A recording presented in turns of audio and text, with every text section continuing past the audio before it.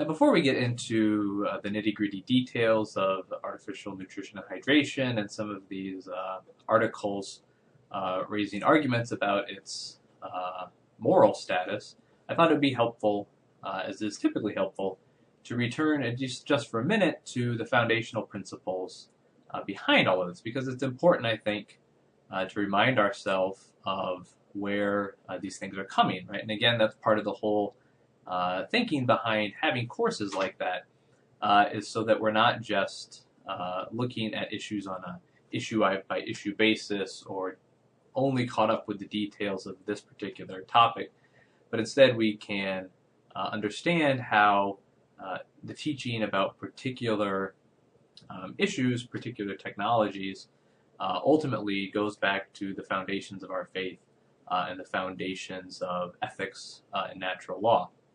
And so I think that's important here, as in most cases. And of course, the most basic principle of natural law has to do with this intrinsic value, the intrinsic dignity of the human person. That's really the foundation of it all, and we can never intentionally harm an innocent person. We can never intentionally violate that dignity. We can never treat a human person as just a means to some other end. And of course, these ideas come up frequently in discussions about end-of-life care. And so, for example, those who advocate euthanasia or physician-assisted suicide, I'm not really going into those topics in more depth than we did on the introductory module, simply because of the fact that from a natural law perspective, there's really not a great deal to be said there. Anytime you are proposing the intentional killing of an innocent human person for whatever end, then you have violated the most basic principles of natural law. And there's really not a great deal of debate left to do if you accept the basic principles of natural law. Now, some would argue that the same applies to the removing of artificial nutrition and hydration, but I think that is a more interesting and more complicated question, so I think we'll continue with that one. The other thing I think that's important to note is that natural law does not consist solely in promoting and sustaining biological life, right? That the ultimate good that we're aiming at from human life, from following natural law, is that integral good of the human person. It's also referred to as flourishing, or as Catholics, the ultimate goal of life is the flourishing, the integral good that reaches its perfection in the beatific vision. So the ultimate goal that we're always aiming at is to develop ourselves and to promote the development of others to the point where they are ready to participate in the beatific vision.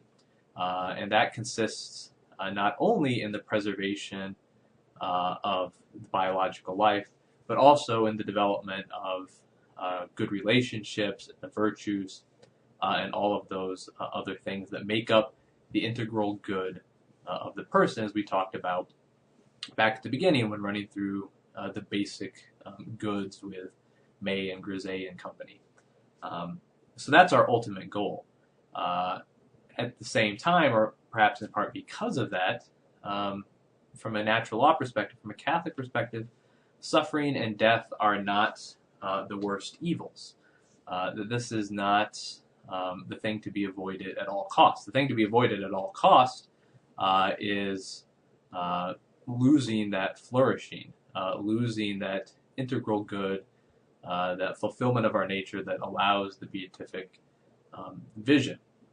And so we could preserve life in such a way that would actually work against the overall good of the person. Obviously, if one were doing something immoral in order to stay alive, well then that would not be a good thing simply because it was done in order to keep yourself alive, which is a good, but it is not an ultimate good. It's not the sole good. You need to promote the overall good of the person. So it's not simply the case that anything that promotes and sustains biological life is good. Now, again, it is a good, but not the sole good. And so, as a result, death is not the worst. Is not the worst evil. And of course, from a natural law perspective, this is all rooted in an understanding of human nature. And one of the basic features of human nature is that human beings are mortal. And so it is part of our nature to be mortal. And typically, natural law is very skeptical of those who would seek to change human nature in a fundamental way, whether it's in terms of artificial means of reproduction or artificial enhancement through genetic engineering, and also typically critical of those who would seek to change human nature to make it immortal, that would be a fundamental change in human nature. So the acceptance of death is part of the natural law understanding of the human person.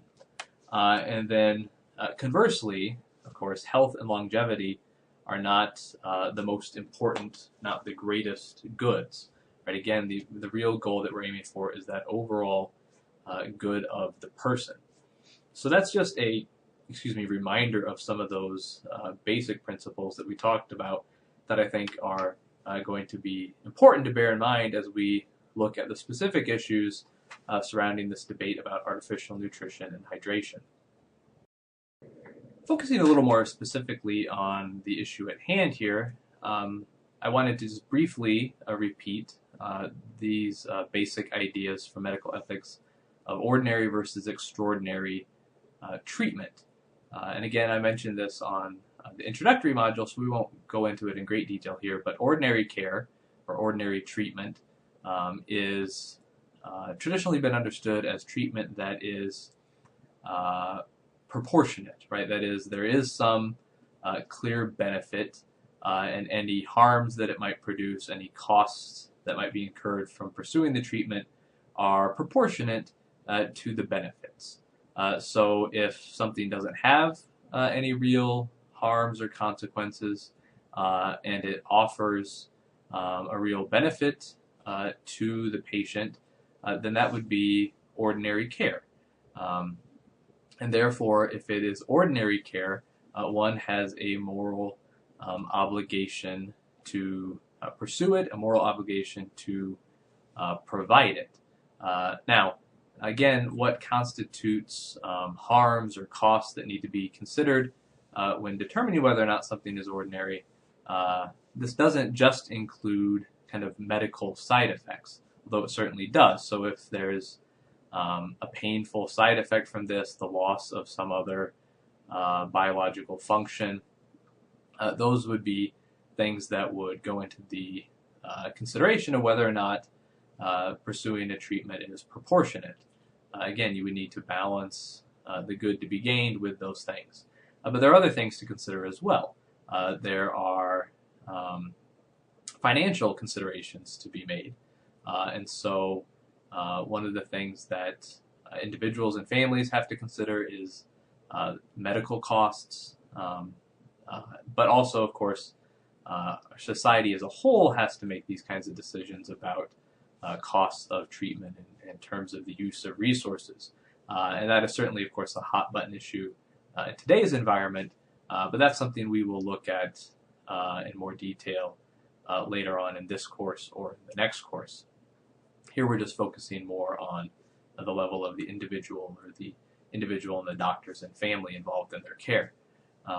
So we would look at physical side effects, we would look at financial costs. We can also look at emotional costs or emotional suffering that goes on either on the part of the patient or in the emotional suffering of the family as well.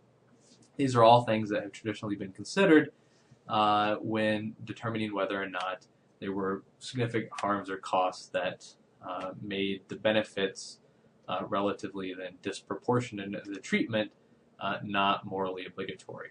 So of course, if that is the case, if the benefits are too small to essentially justify the harms done by a treatment, then that is a extraordinary treatment. And now this doesn't mean, of course, that it's immoral to pursue an extraordinary treatment. although, of course, it could be immoral if one were to tie up all of the resources of some small community in the preservation of one person's life to the point where you were dooming the rest of the population to imminent death. That would seem to be a clear example of an immoral pursuit of extraordinary treatment.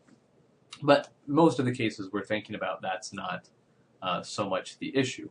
The question is whether or not we are morally obligated to pursue or provide a treatment. And if it's an extraordinary treatment, then one can choose to accept the treatment, but you're not obligated to. You can also choose to forego it. And there's no immorality or sin involved in making that choice if it's extraordinary, if it is disproportionate in terms of the harms it causes relative to the benefits.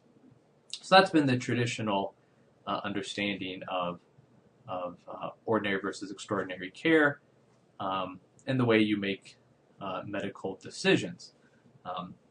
Now, of course, this has gotten very heated in recent years because essentially what has happened, as Shannon describes in his article, is a shift in the way these kind of decisions are made, at least within official church teaching. Essentially, what we just described is a sort of proportionalism. Now, this is not a proportionalism in the same sense that we were talking about earlier in the course. This is not denying that there are moral norms. This is not denying that there are absolute moral norms or that the morality of all acts are determined by the overall good of one's life. It was a much more specific idea focused on whether or not specific medical treatments were proportionate or disproportionate in their benefits and costs. What has happened in recent years is a shift towards asking the question and answering the question of whether or not certain types of medical procedures or treatments are always or nearly always morally obligatory, or vice versa, if their omission is essentially an intrinsic evil. So we're not looking at proportionate outcomes anymore. We're looking at just by the very nature of the act, this is something we have to do or this is something we can't not do. And of course, this all really came to a head with John Paul II's speech in 2004, which I've given you a link to on Blackboard for you to look at. It's not a very long work, certainly not as far as works by John Paul II go. It's pretty brief and to the point. And he essentially argues there that artificial nutrition and hydration is a natural means of preserving life, and therefore arguing that it's not really a medical act.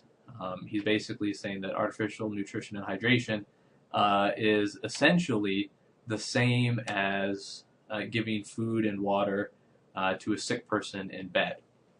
And so this would apply both to terminally ill patients who are weak or suffering some disability that prevents them from eating, but also he applies it to those in what's called a persistent vegetative state, most famously like in the Terry Schiavo case, where patients are perpetually unable to eat or drink.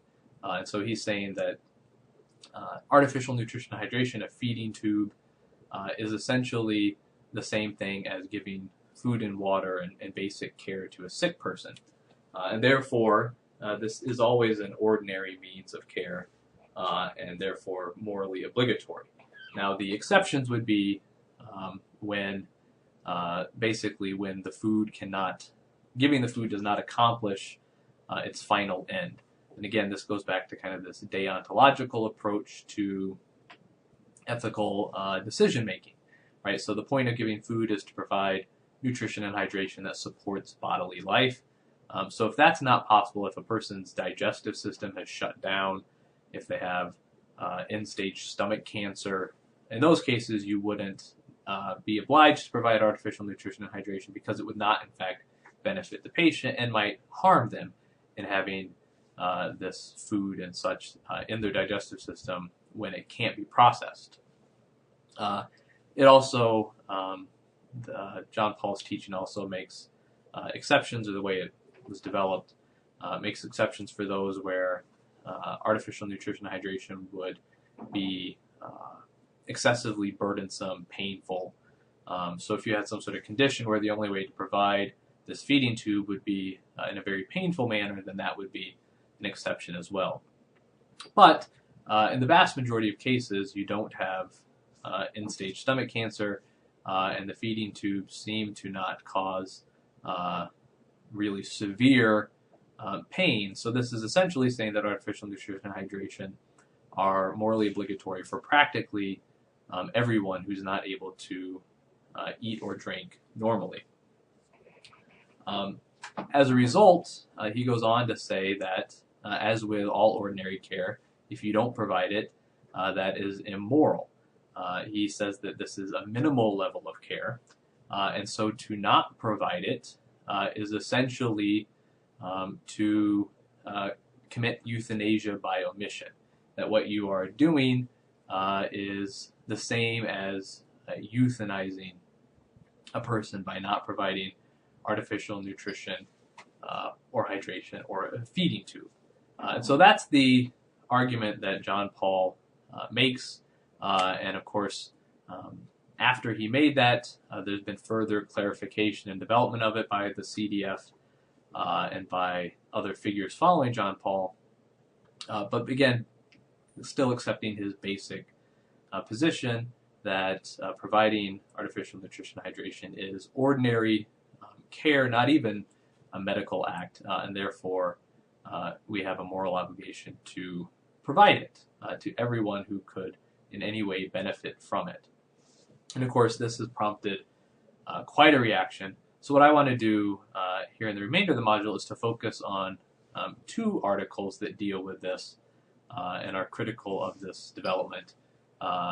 Articles are really a symposium, including Daniel Callahan, and then an article by Thomas Shannon. And we'll go through and look at their arguments about this teaching on the following pages.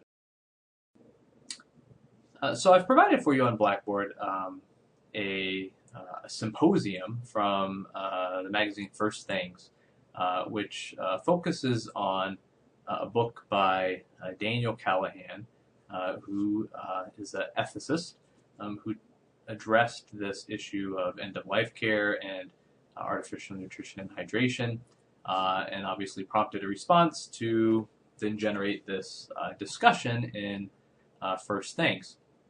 And I'd like you to go through and read it for yourself. It is a little lengthy, so if you decide to skip one or two of the responders in the middle, I suppose no one will really be the wiser, and you could probably still make some fairly informed comments on the discussion board, so we won't tell anyone I told you you could get away with that, but you probably could. That being said, Callahan, I think, raises some interesting points about this development in church teaching, and obviously was thought interesting enough by First Things and by the respondents to be worthy of a sustained response. And again, his argument is fairly complex, and he develops it there so you can read it for yourself. But really, I think when we look at it, it boils down to a few basic points. And his primary point is to argue that nature is not defined by technology.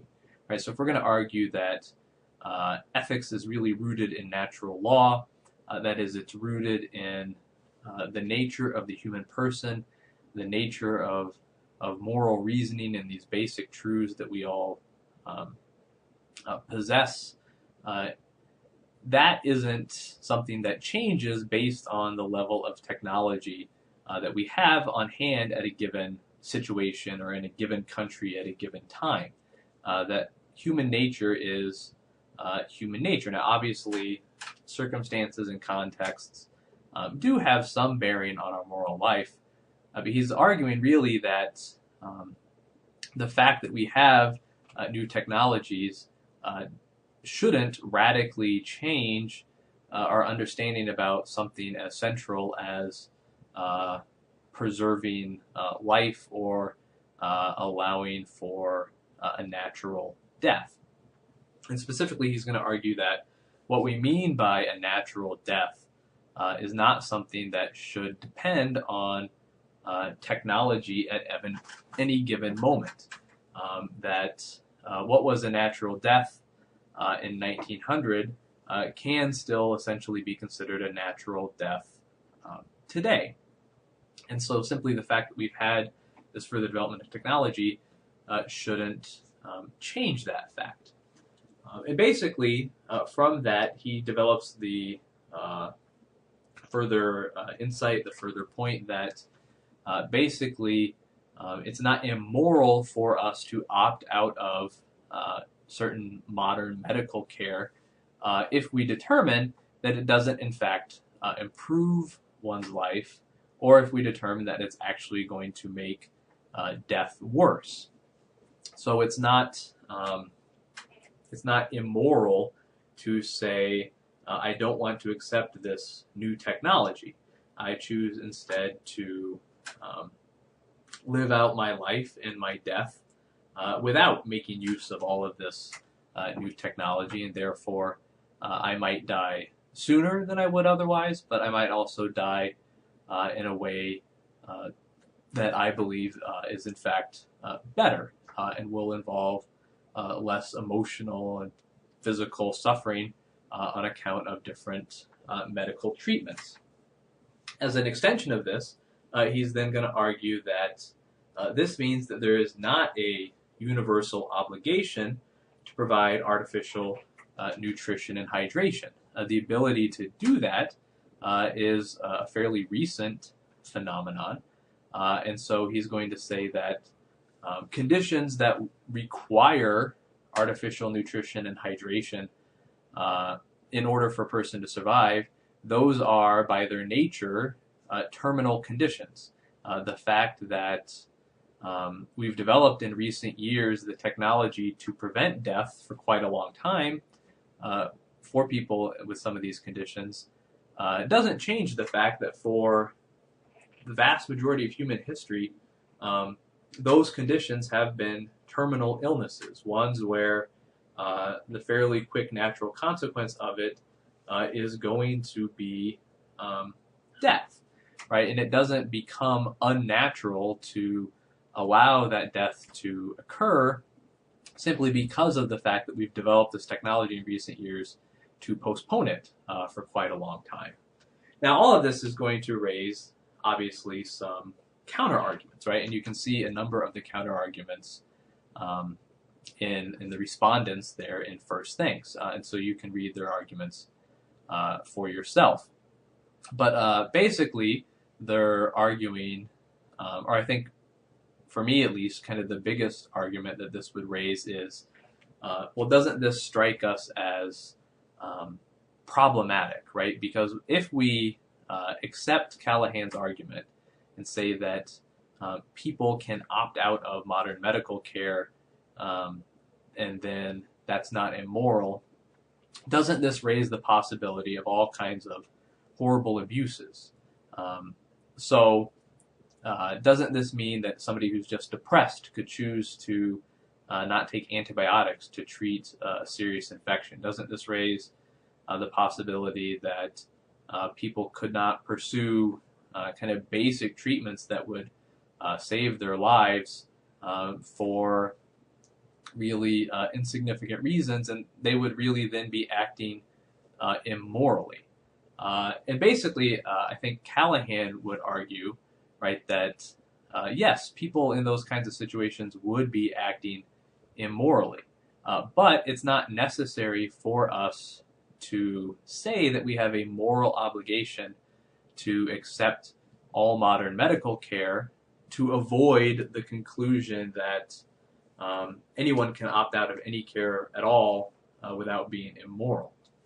Right, the key thing, and I think really the key point at least for me in reading Callahan's argument, comes from his response at the end of the piece, where he says, basically, if a physician believes that a patient is a person no longer benefits from his efforts to suspend or arrest the dying process, it's not immoral to allow death to occur. The key thing there is it going to benefit the patient as a person, right? And I would take this as an appeal to that idea of the integral good of the person, and that what we are seeking to promote is that overall good of the person, of which part of that is biological life and health, but not all of it. And if we are prolonging life in a way that is no longer really contributing to the integral good of the person, then it is no longer morally obligatory to do that. Now, does this mean that we are defining certain types of life as not worth living? No, right? That's not part of the argument here. Is that we ought not to be making these universal categorizations of certain conditions based on just the fact that it's a certain condition. That this is something rooted in individual judgments and individual lives. So that for somebody who's just depressed and wants to kill themselves essentially by not taking antibiotics to treat a simple infection, we may not now have a rule to say that this is absolutely and always immoral to forgo modern medical treatment, but we could still argue that that's an immoral act based on traditional natural law reasoning, that they have a moral obligation to promote their integral good, and in that situation, their integral good is promoted by taking the antibiotic. This might very well be different for somebody with a terminal illness, or perhaps somebody with in a persistent vegetative state, that the promotion or the continuation of their life does not in fact contribute to their integral good as a person. Whereas for the person who could recover easily from antibiotic treatment, in that case it is essential for their integral good.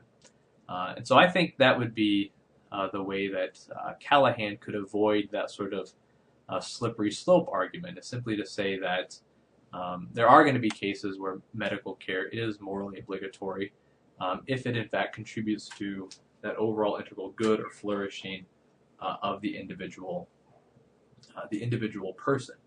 And again, is this labeling certain types of life as not worth living? No. Again, it's going to be determined on kind of individual basis. Is this treatment, is this postponing of death contributing to the integral good of this person, or is it not? In some cases, it might well contribute. There might be some people who are going to really gain in sense of the integral good by fighting to the bitter end. And they are certainly morally free to do that, whereas others may not, and they're morally free to forego extraordinary treatments. And so I think Callahan, at least from my perspective, raises some interesting questions about this idea that because we have this technology, therefore it is purely ordinary care to provide artificial nutrition and hydration, and raises the question of whether or not this is really promoting the integral good of all persons in whatever condition they might be. Now, to supplement his argument, I want to turn now to looking at the article by Shannon. I think Shannon's article really provides a nice complement to Callahan's perspective. And of course, what Shannon does nicely, I think, is give us a kind of a grand overview of the history leading up to John Paul's teaching in 2004, kind of a more systemic overview of the issues. And again, certainly I hope you'll read it for yourselves, but basically he argues that what we have there in 2004 is a clear change in the type of argumentation, the type of decision making, really in the tradition of Catholic medical ethics up until that point.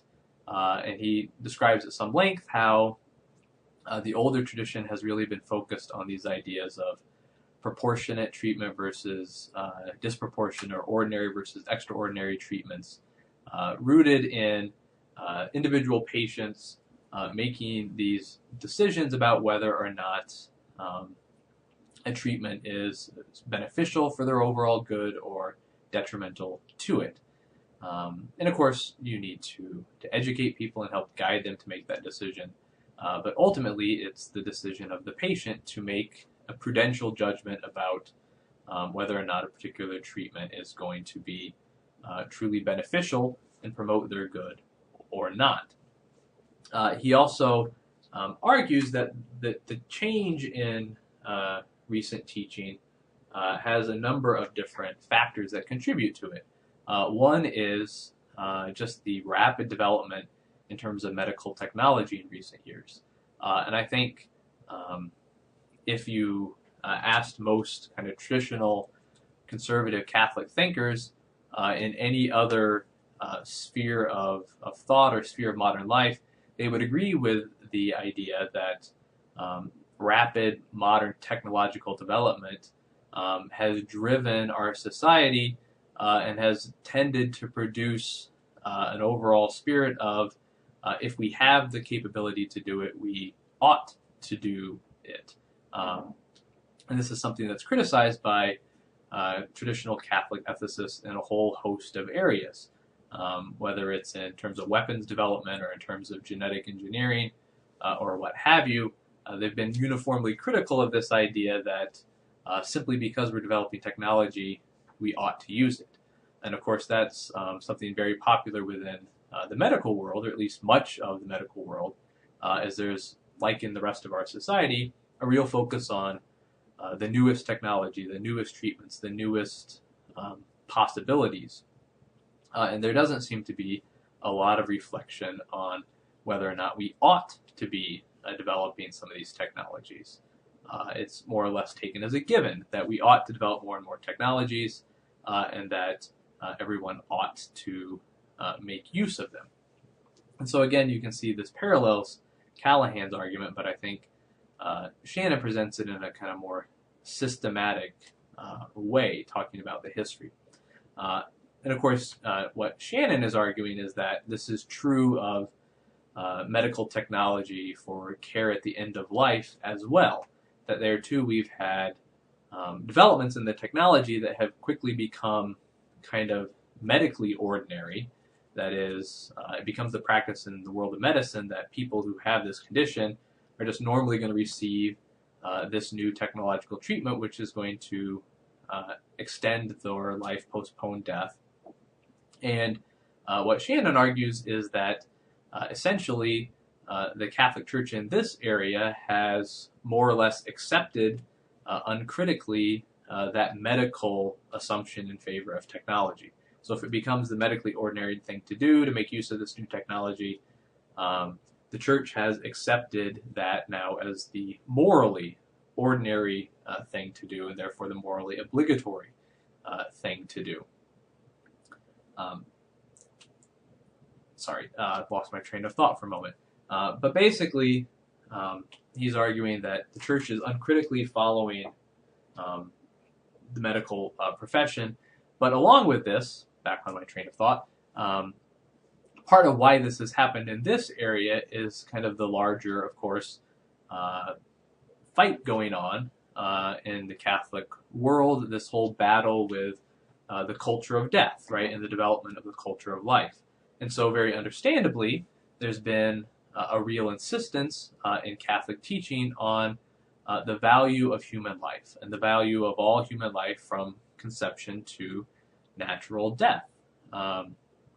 But what Shannon argues has happened as a result of the combining of these two trends is that in defending absolutely the value of human kind of biological life, that he argues that the church has kind of erroneously extended this to cover life, extending biological life at the end of life or in terminal conditions where it doesn't really, in fact, fit with respect for human life from birth to natural death. Of course, that's often proposed as, we say, natural death to rule out euthanasia or physician-assisted suicide. But Callahan and Shannon would both argue that it would be good for the church to pay greater attention to this idea of natural death and acknowledge that death is, in fact, natural, and there's nothing wrong with allowing a natural death to occur, even if we might be able to postpone it for some time with certain medical treatments. And basically, what he argues has happened is all of these things have combined to produce these definitive central teachings on particular categories of treatment, driven both by the development of technology and by this broader fight against the culture of death. And that while we can understand where these arguments come from, these positions come from, what it's in fact done is has displaced the older patient-centered medical ethics, which focused on whether particular treatments were proportionate or disproportionate. And he argues that a result of this is a real negative impact on the church's pastoral care, in that it eliminates the possibility of addressing specific situations and produces this monolithic teaching, which is going to cause crises of conscience for many Catholics. In many other cases, is going to simply drive people to reject the church's teaching. And so that's, in a nutshell, Shannon's argument, which I think, of course, dovetails with Callahan's, and I think raises a number of interesting questions. And so we'll turn on the next page. I want to kind of tie this all together and leave you with some questions, at least that are on my mind, and of course, I'm happy to hear yours as well on Blackboard. What I'd like to leave you with, again, are just some questions that have been percolating in my mind, thinking about this and reading these articles and others, and reading John Paul II's speech and the CDF developments of it. So I wanted to ask a couple of things. First off are some of the obvious questions. What do we think of the success of Callahan's argument and Shannon's argument? Do they make compelling cases? Are there weaknesses? Are there real strengths? So that would be one thing I'd like to hear your thoughts on, is your reading of these two authors. Another would be, one of the things that Shannon makes a significant point of is the fact that there's not really an argument given to support John Paul's teaching that artificial nutrition and hydration is ordinary care and not even a medical act, that it's just minimal, ordinary human care for another person.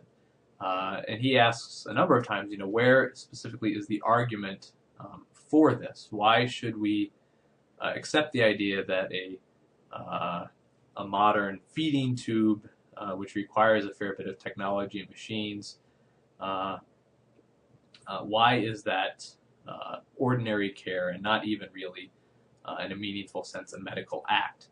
And so that would be another question that comes to my mind from reading these. Along those lines, is the removal of artificial nutrition and hydration, is it euthanasia, right? And specifically, one of the things that both of the authors talk about is that is it always the case that if artificial nutrition and hydration is removed or not given, that the act as intended is euthanizing, is killing a person or ending a life? Or is it possible that what we have here is a different sort of act, where death is not a intended end, but it is an unintended consequence, right? Where what we're intending is the overall good of the person, or allowing a natural death to occur. And then, two of the questions that really have kind of struck me in reflecting on this and trying to make sense of it, and I think in terms of the sheer natural law argument, in terms of analyzing the act, is very difficult in terms of working out what is the intention, what is the act or the object, what's the difference between acts of omission versus commission. Those are very difficult things to work through. And I think they probably can be, but it is, a lot of it's going to depend on how you define certain things. So one of the things that I've been reflecting on is trying to think of this in slightly different terms, and to ask myself, to ask ourselves, if we accept this idea that artificial nutrition and hydration is morally obligatory, basically because it sustains a person's life with the shutdown of their normal digestive system, more or less indefinitely. What does that mean then as medical technology continues to develop? Right, currently, there's no moral obligation to remain on a ventilator or respirator indefinitely. Right, so, and that's basically because artificial methods of somebody breathing are much more invasive, much more. There's a lot more harms, a lot more side effects that follow from keeping somebody on a ventilator as opposed to a feeding tube. But what happens as the technology develops? What happens if we reach the point where it's relatively easy, minimally invasive?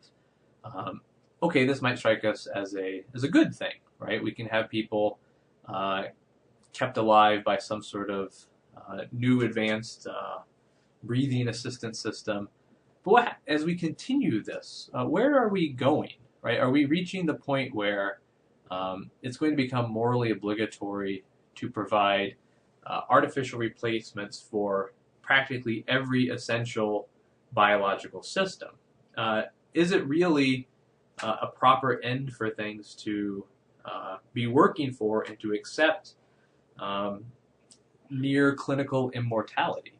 Right? Again, doesn't that take us back to there's a general natural law aversion to this idea of trying to engineer it so that people can be immortal?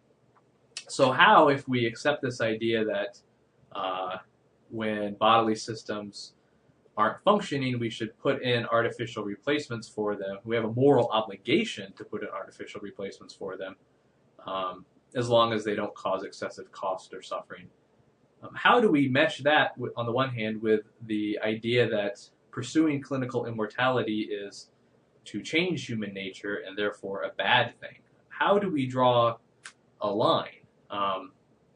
Currently, the artificial nutrition hydration is much easier and much less onerous than a heart and lung machine. But it's not inconceivable that the technology will continue to develop and make that sort of thing a possibility.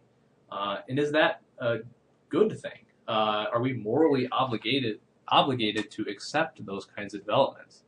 And how do we draw a line if we accept the arguments made about artificial nutrition and hydration being morally obligatory? So that's one real question that's been raised to my mind by this.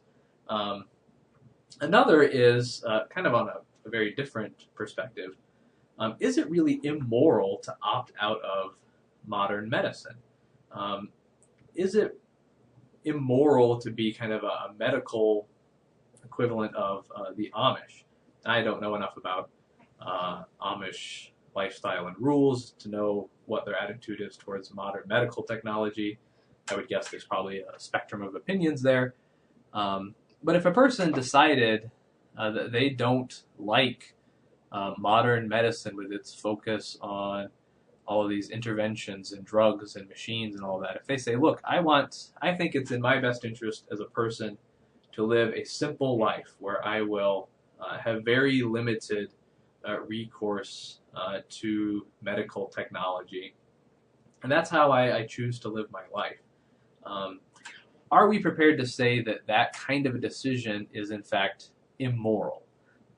If this person lived their life that way and then were to reach the point where the only way for them to prolong their life much longer would be to get a feeding tube, would it be immoral for that person to say, look, I've lived my whole life avoiding this modern medical technology. I think it distorts the human person. Therefore, I don't want an artificial feeding tube. Is that immoral? Is it immoral for somebody to opt out of that kind of care and choose to die naturally, to choose to die without the feeding tube? Again, that it's very difficult, at least from my perspective. Doing the analysis of the intention and omission, commission, all of that is very complicated. But I'm hard-pressed to say that a person who chose to live their life that way would in fact be acting immorally. And so therefore it is difficult to say if someone chose to forego a feeding tube, or if somebody told their family that if they were in a certain condition they would not want to be provided a feeding tube, it's not clear to me why that condition or why that choice would in fact be immoral. But again, this is something I'm continuing to think through, so I look forward to hearing your thoughts about this on the discussion board, and any other questions, of course, that you might have on this or on the readings in general.